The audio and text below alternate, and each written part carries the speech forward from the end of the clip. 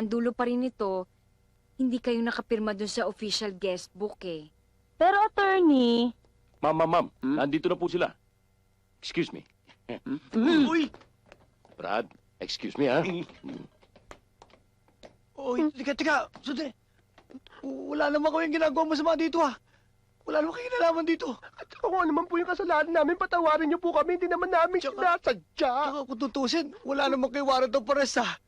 Kaya kayo nandito, it's because you've signed a paper that sealed your destiny and will change your life forever. Ano daw? Parang ano naman to si Wilson, yun lang hindi maintindihan. Ano po? Ang ibig kong sabihin, di ba kayong dalawa ang pumirma dito? At dahil sa kayong dalawa ang pumirma dito sa official guest book, kayo ang magiging tagapagmana ng napakalaking halaga ng kayamanan ni Don Segundo.